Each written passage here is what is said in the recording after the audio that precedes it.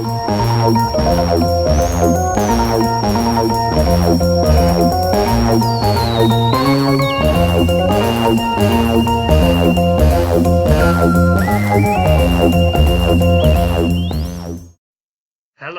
and welcome to Doctor Who 50 Years Ago, the show that looks back to the episode that aired in 1970 and looks at the differences between then and now. This week, the Silurians, episode 1, and we're about to dive into the beige, which isn't as bad as it sounds, honest. I'm Ben. I'm Luke. And I'm Nick. And here we are, and here we go into the news from 1970. First, on Monday the 26th of January, President Nixon cast the first ever televised veto of legislation. It was to give $19 billion worth of money from Congress funding for education. He cited it to be the wrong amount for the wrong purpose at the wrong time. This shows that education can be a bit of a political football, no more so 50 years ago than it is 50 years now. But this also shows presidential power combined with the media image. Dare I say it, it's the first call-out on media, which is something the youth crave for because sometimes that's how they settle arguments over stupid things. But education is a big, vital and not stupid thing, so it really would help if a sitting president wouldn't slap down Congress in such a dramatised fashion, no matter how wordly and blithely he makes it, 50 years ago and now. All I say is the art of compromise is not best helped when you say, nah, I'm just going to show the 60 million people in my country that no, all your lovely political talk behind the scenes and politics is being slapped down by my veto. Of course, America has its balance of power with Congress being able to override the veto, but as far as I've seen for the news for the rest of the year, the education money is never seen again. So, thanks for that, Nixon, I guess. Well, Ben, for Congress to override the veto, they need, I think, a 2/3 majority. Yeah. Or something like, like a supermajority. So, and you're never going to have that in Congress because one party is never that powerful over the other. So the two parties in Congress can actually, compromise and settle their differences, but Congress loves to be gridlocked, and no more so 50 years ago than it definitely is now. But that's American politics for you. So there. Let's move to something entirely different. On Tuesday the 27th of January, 50 bounty hunters, at the behest of a hoax call who claimed to see Bigfoot, went to Colville, Washington, and saw very little. This relates to this Silurians episode marginally, in that we're about to see literal cave monsters which have tenuous connections to the evolution of humanity. In the episode, the scientist man, he is thrown back millions of years in his mind. Now, the question is it millions of years? Because when it comes to Bigfoot, it's still a giant thing, right? And this particular one is talking about in Colville, Washington. And there have been Bigfoot legends there ever since the 1850s. It was a Native American reservation, right? Mm-hmm. There's always going to be a fear of what's in the forest. You've also got dinosaur style myths. You've got Nessie, which was big in the 1900s to 1910s. There's always going to be a fear of what's lurking, and there's always going to be at least a fringe group who are fascinated with it. And what it exactly is might change. It might be Bigfoot, it might be UFOs, it might be Nessie, it might be fairies. All of these are real. However, when this person is activated like that, I don't think it's trying to say that this is a massive thing. I wonder, is it something that's always been there? A primal fear of the unknown, if you will. Exactly. That just kick-started in with a car battery made of dinosaur. It could also be a primal fear of literally that, the primeval time of history, of the evolution of humanity, in that people are so scared of what humanity used to be as opposed to the self-assured people of the 1970s. What if there's an ancient race of lizard people beneath the earth who are smarter and more connected to the universe, with like a third eye, just living beneath the crust, waiting to come out at any moment? On Friday the 30th of January, China conducts its first successful test of an ICBM, intercontinental ballistic missile, keep up, which could carry a 1 megaton nuclear warhead. The connection here is that we're about to spend the next 7 episodes, and the rest of season 7 to some extent, in nuclear power stations, scientific research stations, talking about cyclotrons and runaway reactors. So it's basically nice to remind you all of the imposing threat of an up-and-coming nuclear superpower with a heavily enforced ideology run by a despot whose civilians are busy murdering each other.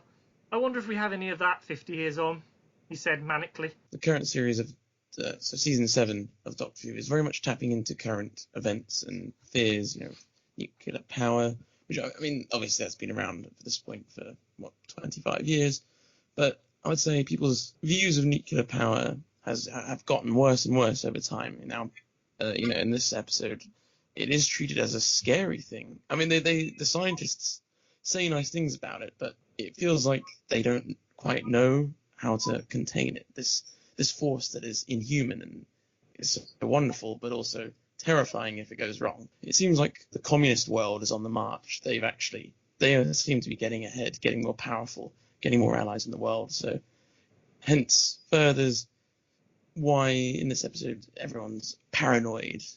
I mean, obviously that's the Silurians causing that, but that plays into what's going on in the real world as well. And a final addendum to bring it back into the present day: Britain, France, and Germany lodged official complaints against Iran's nuclear weapons program fairly recently. So that brings it into the here and now.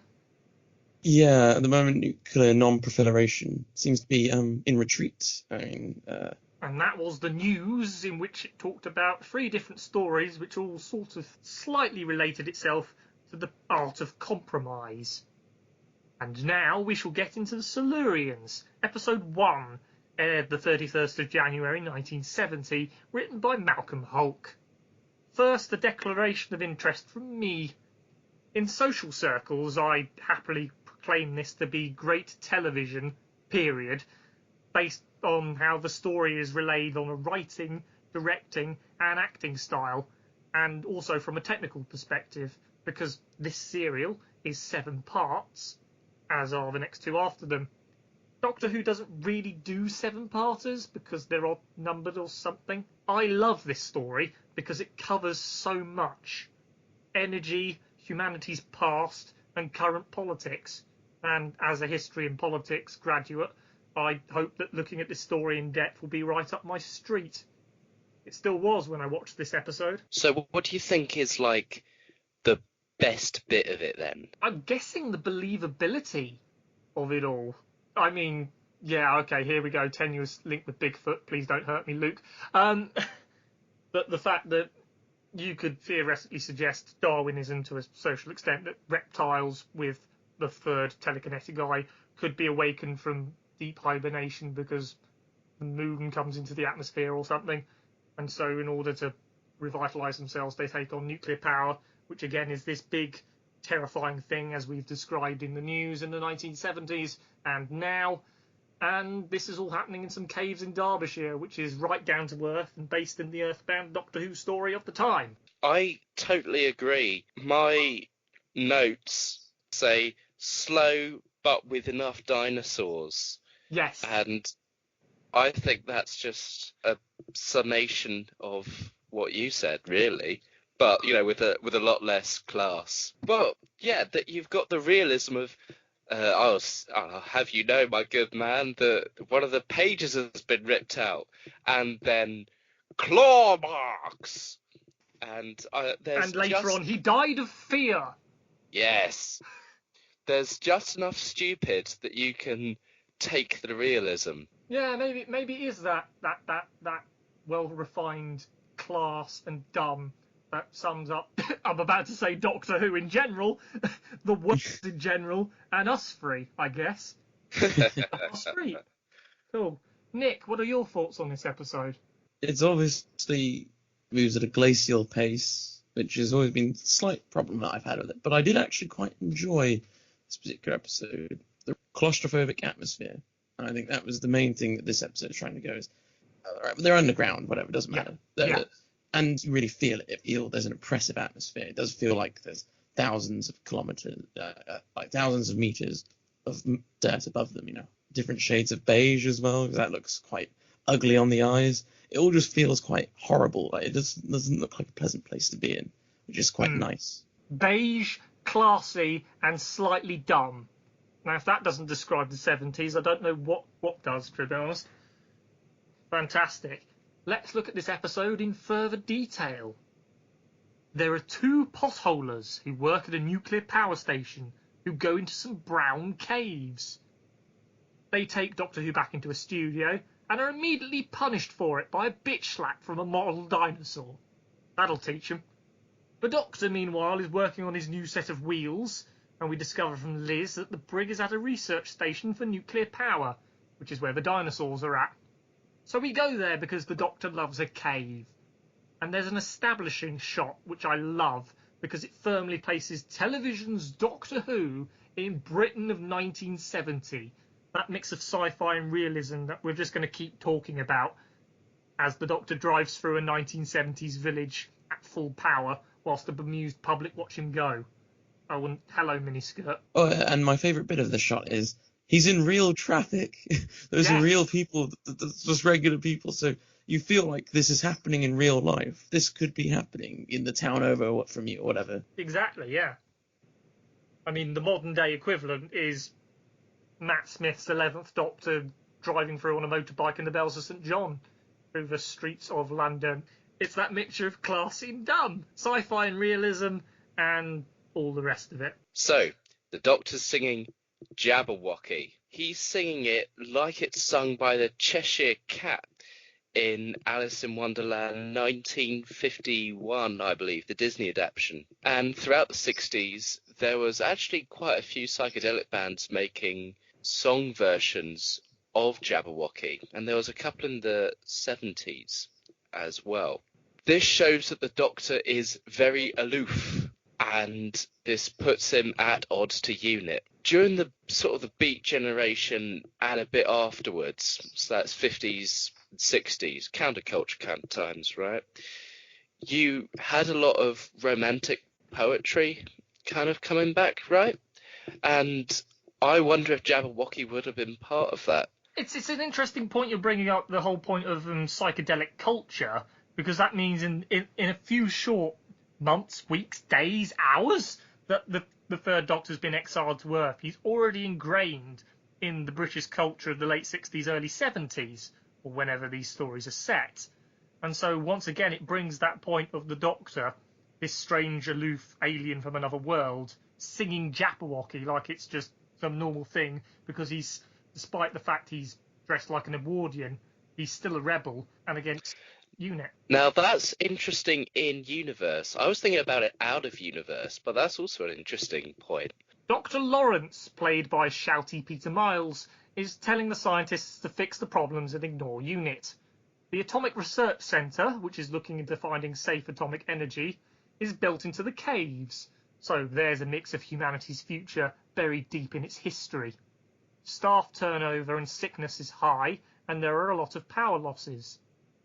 Liz gets to work on those staff sicknesses, the brig checks for any security issues, and the Doctor goes for the science. That divides the characters based on their attributes, which allows for 3 subplots, which will hopefully dovetail beautifully, but will cause havoc with my recap, no doubt. The Brigadier makes some random conference room into his headquarters because he's just sort of there at some point. And I like that we've got about 4 sets. I guess this is the Brigadier set. Now we don't need the conference room anymore. Points out typical military intervention. All your conference rooms belong to us. Well, to my mind, it does seem somewhat realistic that the brigadier, he's not going to set up camp somewhere else, is he? It makes sense. If this is going to be a long investigation, that they're going to be there for a number of, like, a week or a few weeks or whatever. It makes sense that he'd set up an office in their facility. When he talks when you first see him in that first presentation he's giving to the people, the scientists there, it seems like he has quite a disdain for the military. So I think that sort of represents the fact that the facility don't like the military coming in and poking their noses in. So that's why they've given him a rubbish little room somewhere. Major Baker suspects sabotage. That'll delight the brig. The Doctor and Liz discover people having funny turns because of the nuclear reactor, but we'll discover there are other reasons for the illnesses, sort of. Oh, and the potholing accident is being hushed up. The log of the power losses was the person who was injured in the potholing accident, but the log has pages torn out of it, which suggests sabotage by someone else. Oh, look, it's all dovetailing beautifully already. Sabotage from the inside, and then Red Menace. So, and that's what the Major says. So he's all paranoid, thinking it's probably some communist, like, scientist who's trying to sabotage it for the Eastern Bloc. And then the scientists are very much distrusting of the military authorities and things like that. So they're all, no one trusts each other in this, and they're stewing in this little bunker, basically. And it's quite an oppressive atmosphere for them. Or, if you want to use a different ideology altogether, anti-nuclear protesters. Oh yeah, could be as well. J.B. Priestley and Michael Foot. Either of those things could easily be. It also links to the fact of increasing direct action from the late 60s. Yes, and also I noted down the fact that everything's recorded in a logbook by hand is quite quaint to see. This is the height of technology, and they're just recording it by hand. I mean, that's just how you run nuclear power stations in the 1970s. It's also probably how you get 3 Mile Island. Yeah, the set reminds me of like a 50s like B-movie or serial, doesn't it? I think even that was a bit outdated for the time. Speaking of the 50s, that's part of my next paragraph. We learn from the local doctor that psychic injuries are acute. We visit Spencer, who has a mild neuroses because that chap who was hit by the dinosaur, or at least survived being hit by the dinosaur. Whatever happens, Spencer is drawing all over the walls like cave paintings, trying to tell people in his own way what he saw in the caves, lizard people and dinosaurs. It's like his mind has been thrown back millions of years, says the doctor, and Nigel Neal starts screaming again. It's because we're talking about race memory, something prevalent in the third Quatermass serial, Quatermass and the Pit, from 1959. Tenuous link. Also, we're starting screaming because this is current Doctor Who, in that we're talking about race memory, or potential false race memories of the Time Lords. Yeah, we're watching with interest and worry on that one. Mostly worry. Mostly great worry. Yeah, we'll see how this particular comment ages. Yeah. Yes, quite. Dr. Quinn and Miss Dawson are suspicious about things, and they specifically say things are at stake, which piques the audience's interest. They might be the saboteurs or the subverters. The brig and Major Baker get spiky about the Doctor because he has no records. I'm sure that says something about government surveillance over the general public. The Doctor snarks about all over the place, especially with the brig, and this is a characterisation I love because he's there under protest, but he's also worried about the strange things going on. Anti-authoritarian, but also sympathetic. During tests at the reactor, one of the scientists has his mild neuroses and goes ape, if you'll pardon the pun, leading to a power fluctuation, which is, of course, the last thing you want in a nuclear power station. And, nuclear scientists in miniskirts. What I like is we're talking about a real scientific physics thing, a cyclotron. That is a real thing. This is basically, we're talking about the Large Hadron Collider, but in 1970. There's like the precursors way back, when, CERN was a thing at this point as well. A cyclotron is a real thing, and they talk about protons, and they talk about smashing particles together. Real science. It's not just technobabble, although I don't think you would get a nuclear power plant from it, but whatever. And they also use electron voltage. I mean, no one would say it like that. You'd say like electron volts, or you write it as EV or whatever. Well, at this point, we now deal more with like mega electron volts. But they're saying real science words. It's not just made up stuff. Hooray! And it's not science being taken the mick out of. For example, in 2017's episode Extremis, where we go to CERN just to prove the point that the entire world is a lie. That was me just trying to talk about how science is viewed 50 years ago and now, the fact that it's so commonplace, nuclear reactors, that it can be taken the fun out of it. And then the fun could be taken right back out of it again, such as in the successful Netflix miniseries Chernobyl. And I don't know, the events of Chernobyl. So the doctor snarks, as he said, and he says, "You're not Sherlock Holmes." And then Brigadier says, "Come on, Dr. Watson." Is that the first time that they joke with each other and they're actually having fun with each other in a sense, if you know what I mean? It's a lovely point of characterization that the cyclotron room is linked by the psychic influences by Liz, and the Doctor muses about how close it is to the caves and the potholing accident and the claw marks on the scientists. So down he goes, potholing, and shock horror, he meets a dinosaur. Thus ends an opening episode which has sober science and nuclear runaway reactions, a snarky doctor, and your big puppet dinosaur. Tension and charm, sci-fi and realism, smart and dumb, and a lot of beige. I adore it. There's so much beige, but it's amazing. And also, it's the first but not last of terrible Malcolm Hulk dinosaurs. Aww. Don't be mean about Malcolm Hulk's dinosaurs. He made a better climate change gag than anybody else could in 2019. Exactly. Yeah. What I love about this bit is a marvellous jump cut. The Doctor says, "claw marks," and it cuts, and he's in the cave and he's already in his gear, and Liz isn't with him anymore, and it just feels so isolated. I think it's a marvellous piece of editing and a marvellous bit of directing as well. Malcolm Holt, he wrote this book called Writing for Television, and in it he talks a lot about the constraints of the number of sets. That shows that he is thinking in his mind about the constraints of it. So I think partly that jump cut, unless there's a deleted scene that we don't know about, is down to the constraints, which is a point of limitations working for creative flow.